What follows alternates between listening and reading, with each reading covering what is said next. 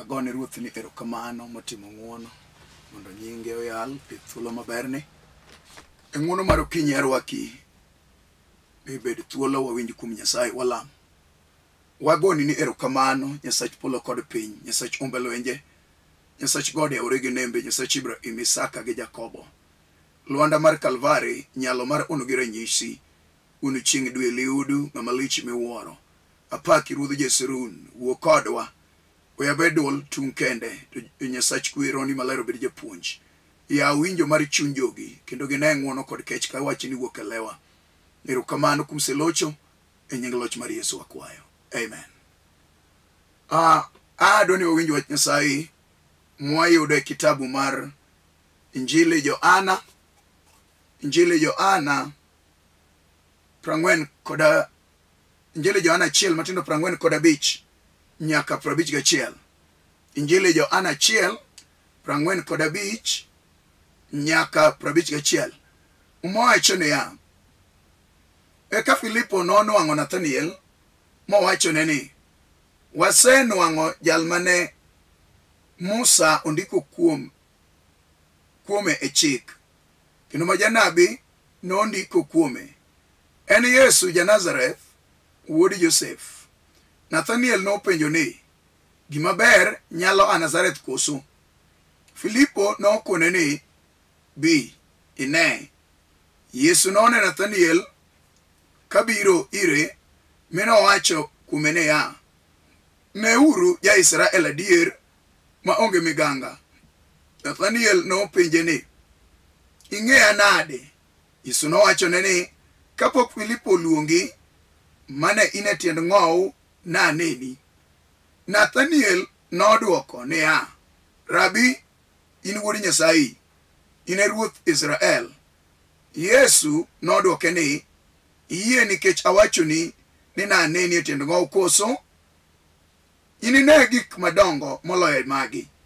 Kendo nowachone niya, adier awachonu, unune polo kayawre gi malaika mag Nyasaye kaidho kendo kagilor kuom wuod dhano.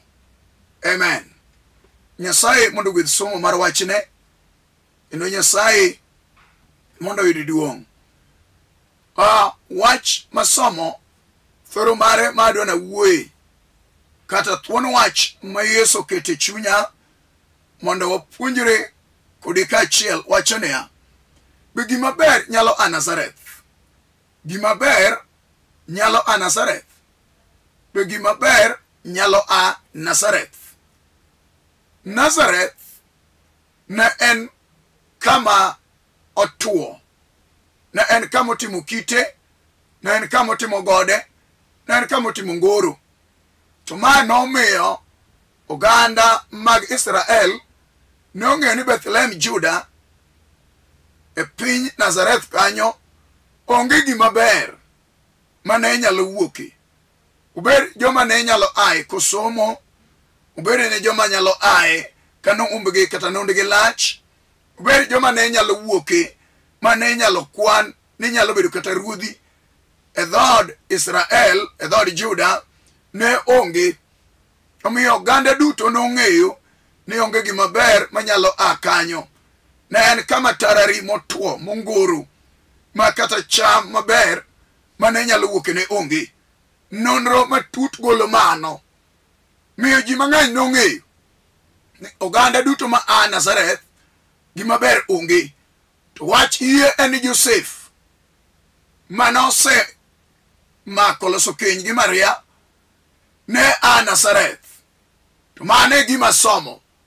To kapok alere matin, Roho Maler runga mondo abede janeno mjal miluongo ni ja-Nazareth ni. Ja-Nazareth ung'ere ni Yesu iluongo ni ja-Nazareth.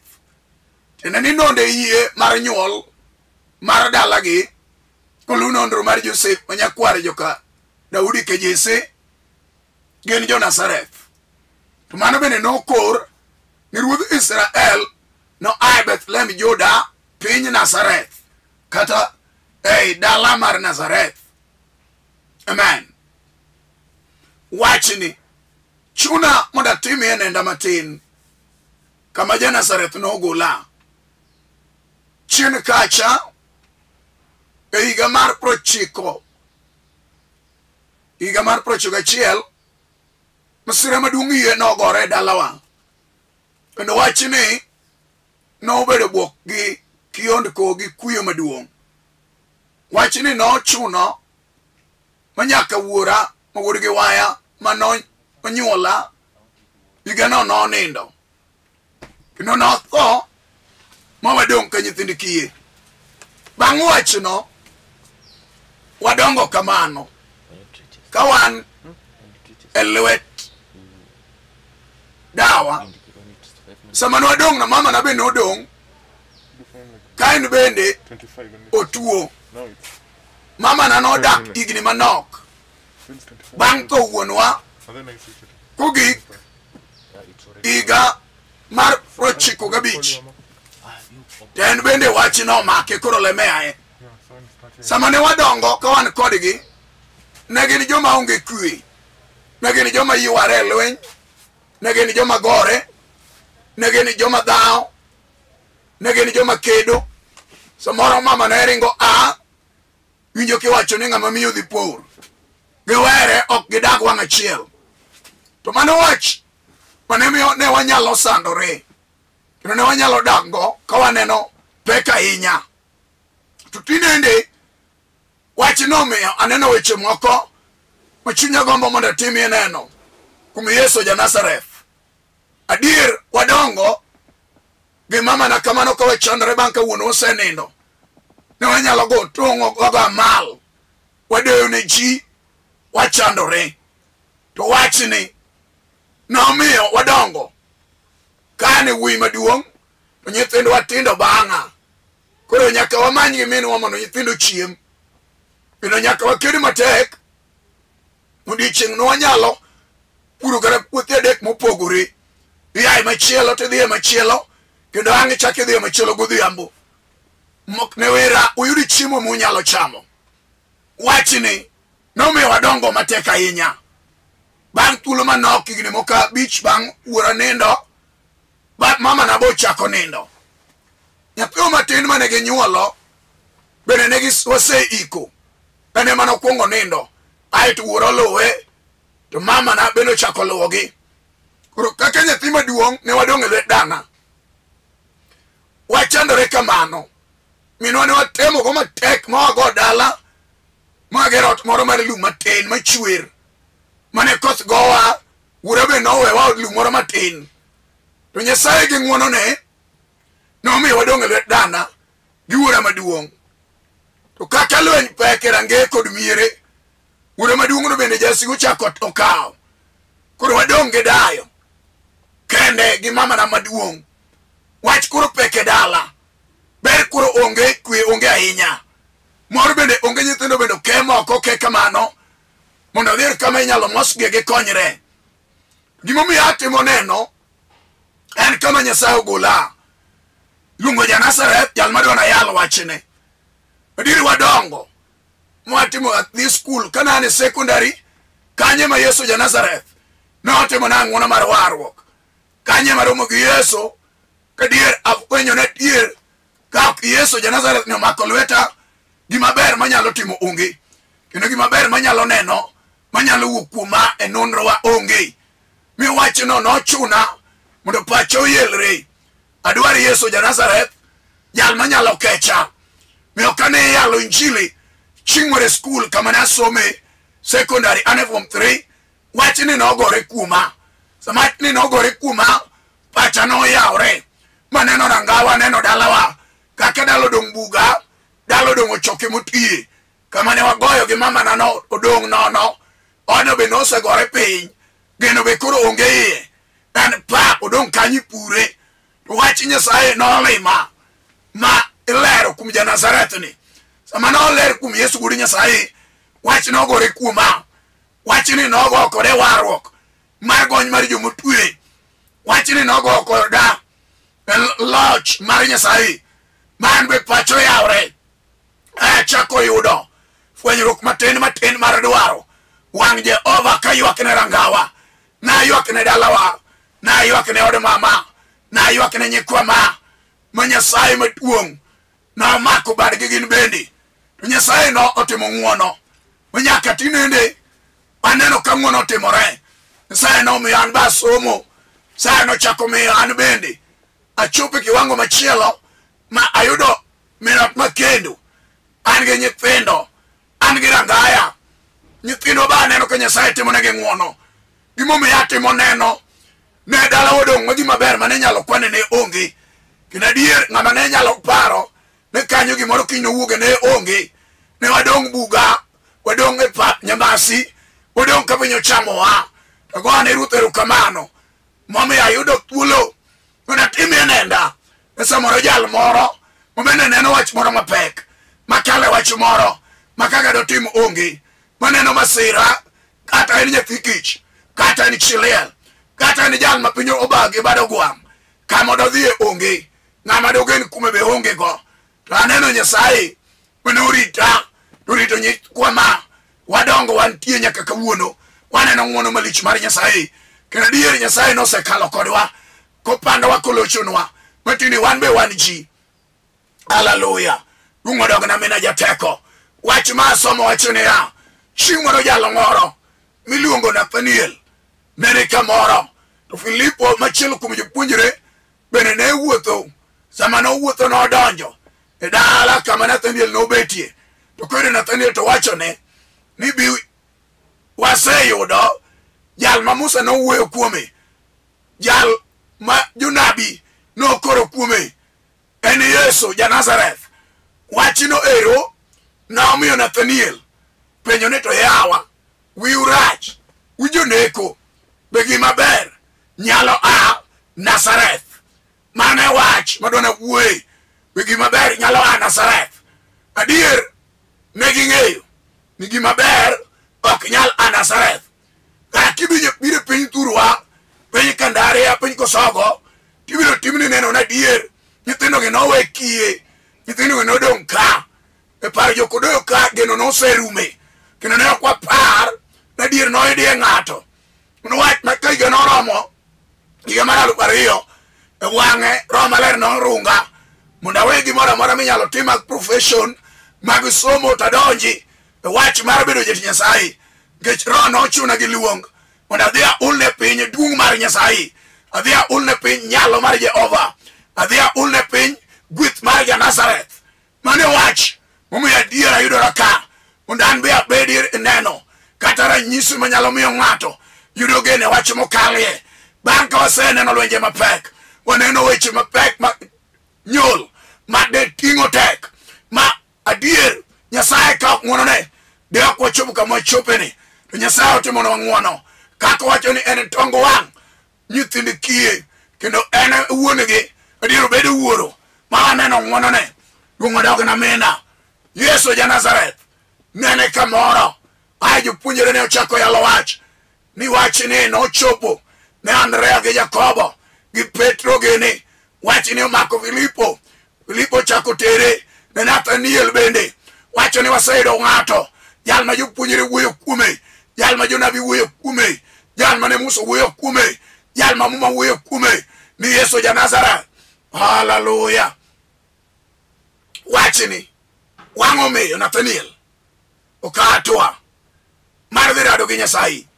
Wach ni omiyo Nathaniel okatua giwuok gi Filipo gidhi odhi neno kuom neno moseyudo ma kuom Filipo. Sama nowuok mondo dhi one, Muma lero niya, noneno Yesu nene ka gibiro agi chien. Yesu wuoyo kode, wach ni ne uru ja Israel hiecha biro. Mano jal ma chunye lero onge meganga, mano jal ma Nyasaye ne ngimane. To sama nowinjo wechego ka Yesu lero kuome, penjo ne yaye, ing'eya nade, ere kaka ifwenya? To wachone ni winjo dichwo. Nathaniel dwa ni winji sama ne pod in e tiend ng'waw kama ne Filipo luongi cha, ne an kodi kanyo, naseneni. Gone Ruoth erokamano, duonge pak odogne meja. Sai mibiro ler kuome no, ok odewra ni Nathaniel ne osepinge kata wuoyo kuome nade.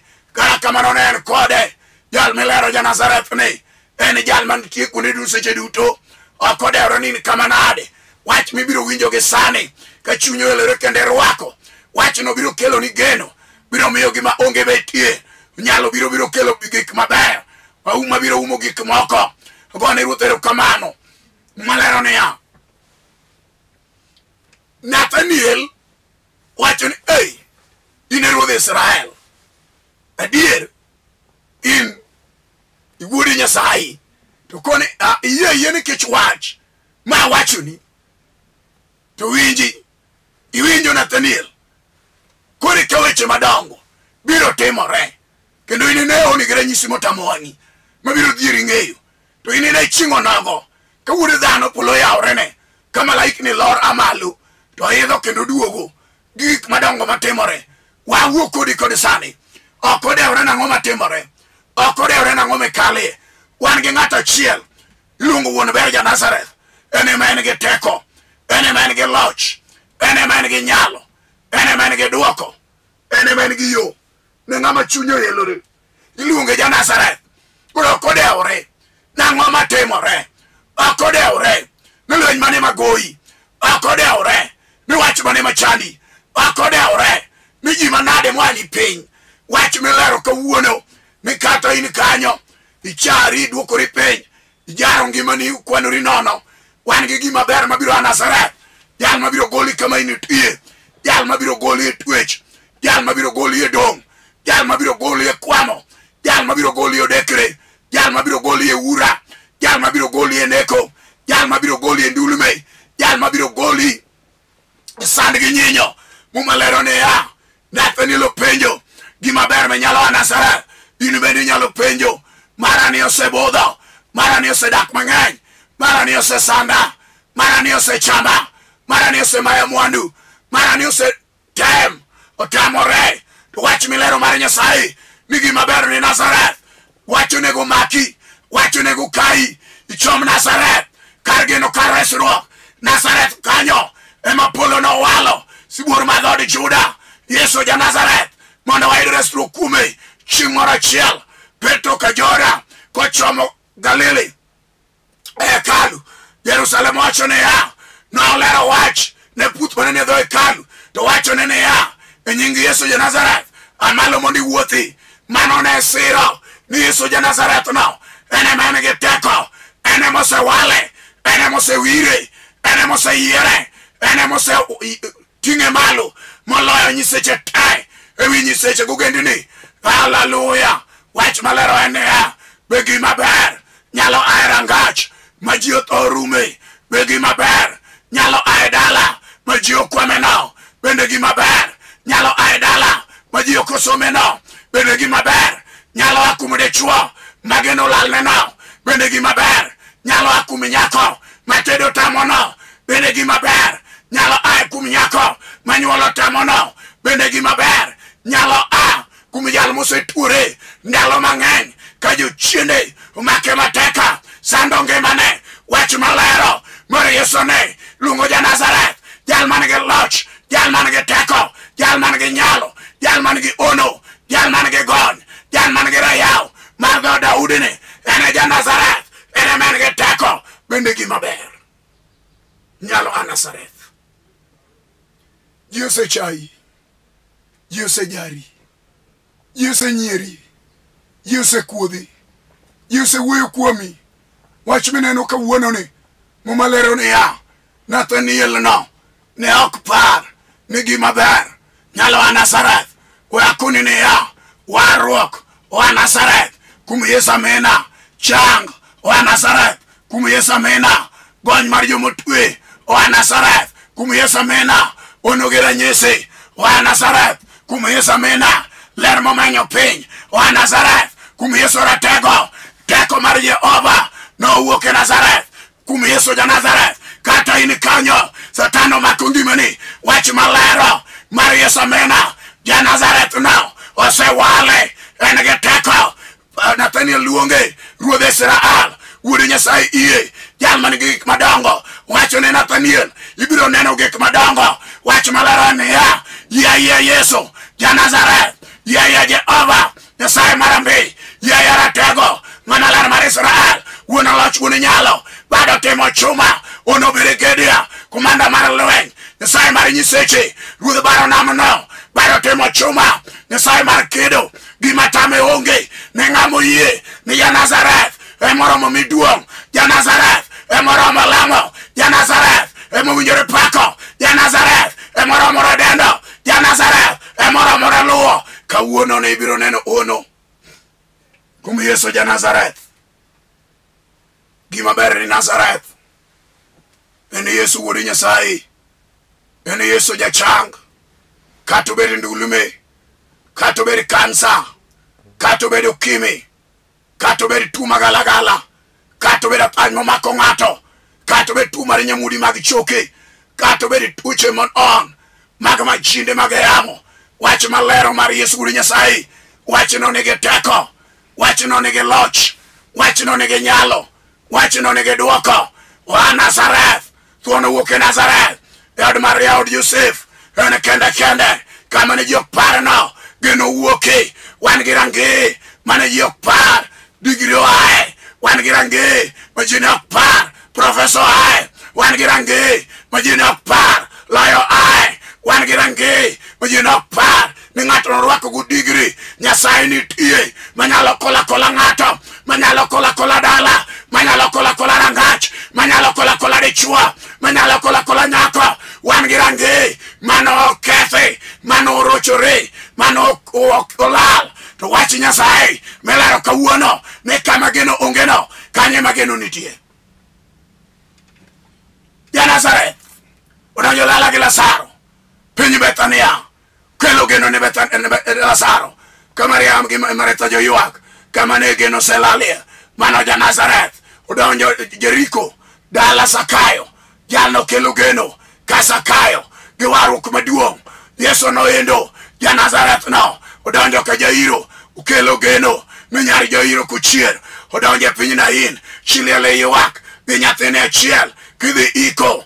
Ja Nazareth ukelo chier kanyo, iwinjo Yesu no ene malere, ene men gi teko, ene men gi loch, ene men gi nyalo, ene men gi duong', ene men gi ono, ene men gi chang. Nikech ondiki ni moriemo kuom ja Nazareth oting'o chang, okodewre ni en ndulume, okodewre ni en ovime, okodewre ni en kansa, okodewre ni en ukimwi, okodewre ni en tuo mane. Jal ma wang'eyo Yesu wuod Nyasaye ja Nazareth no ukelo geno e dala Nazareth ma ji oneno katayo rien e dala no. We apak Yesu, jal manolima ka dalawa geno lalie, jal manomaka karangawa chino chamo, jal manoana malo kawasigu noloro nwa. Yesu tinga malo ja Nazareth umiya wuyo kodi, ja Nazareth no umiya yalo dungo dog na mina.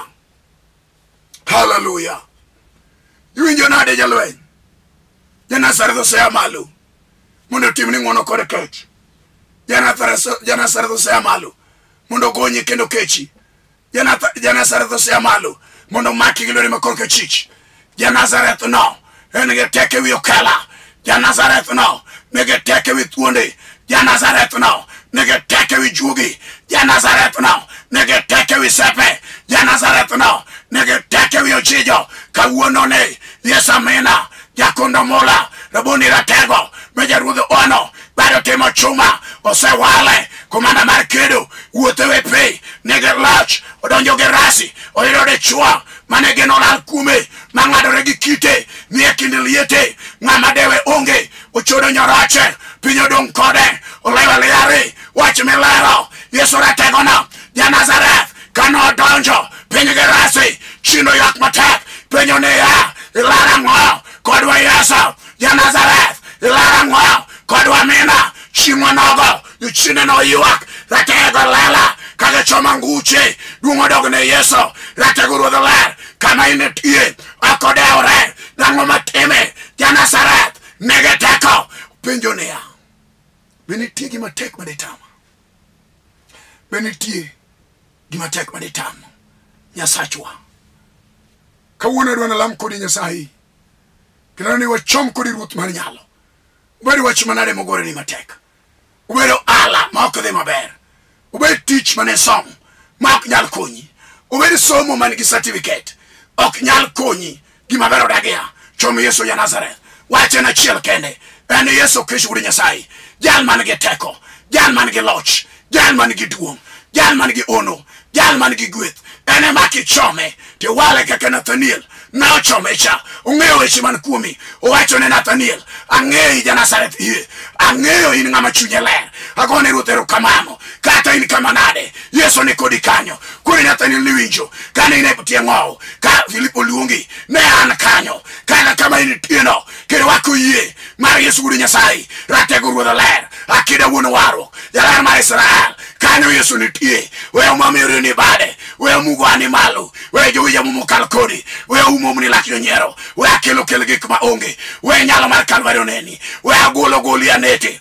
apako ya teko Yesu nyaromo sibor magod Juda chiro loyo to komanda mar lweny ene kende Alfa Omega chakru kendo giko ene chir kod ngima ene pingi mane jomoyie ene waro kendo jomadoro waro kata mana sani kiye Yesu jal manawara moreso dalawa jal manawara mumako lweta jal manawara moloko nyinga jal manawara mumiyo tawre nyadalawa apako Yesu jateko twalam kudi Nyasaye walam wuoro maler ja Nazareth Nathaniel oneni koni biro neno gik madongo we joge ne gik madongo matuo mondo changi motwe mondo gony madwaro warruok mondo war molewo mondo ne tekori ja Nazareth molor negi mondo ne yara yaw marie akoro chang akoro gony akoro loch akoro teko akoro limbe gi tieni Ruoth mi badi malich mondo ser jogigi iwe piwang chiliel gi nyathi kich itimne gi ng'wono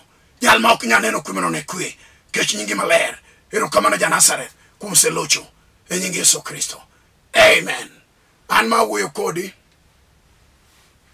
an Pastor Alfred Odoyo an wuod Nyakach tagoni Ruoth erokamano nyadichiel motimo ng'wono mondo in bende ibed kod achiel e chokruogni. Nyasaye matimo ono mondo gwedhna i Nyasaye matimo ono mondo lochni to kendo ki bedo gi dwaro iyuda piny Nairobi ka number 90723 396805 0723 396805 number mar Airtel 0101 396805 0101 396805 kain gi dwaro an gi kanisa chokore God's Divine Word Ministry kanyema yale wach Nyasaye kaka yati Nyasaye piny Karanja Road Kibera kendo branches mamoko an go Makongeni Jogo Road branch machielo ni piny Dandora wan Dandora kanyo be kain gi dwaro inyalo biro mondo wayudi yo manade minyalo lamni go Nyasaye e wach manade machunyi rungi mich matingo samoro atingo nikech an be notimna ka jochine na ok dwar mondo wa malu Yesu notimo na maber chakre kawuono nyochakore ariyo wan e piny Dandora gi revival e piny Dandora nyaka Jumapil anabe Dandora kuna full time ka in gi dwaro e piny Dandora inyalo biro mondo wakonyi Phase 4 ema wantie kigoche namba no ibiro yuda Nyasaye magwedho ji mondo gwedhu kendo Pastor Nicholas piny Dandora tu gwedhi Nyasaye gwedho na Pastor Lisha Majanga e piny Makongeni Nyasaye gwedho Jojo Kwaro e piny Kano Kubura Nyasaye gwedho na Kennedy ume piny Kano Kubura bende Nyasaye otingi malo kendo Ruoth mondo lochnegi ng'wono mar Ruoth mondo bed kodu kendo umu nyaka waradi chieng' tich ang'wen manyien e nying Yesu Kristo akwayo amen amen. Asibiro Yesu na akulo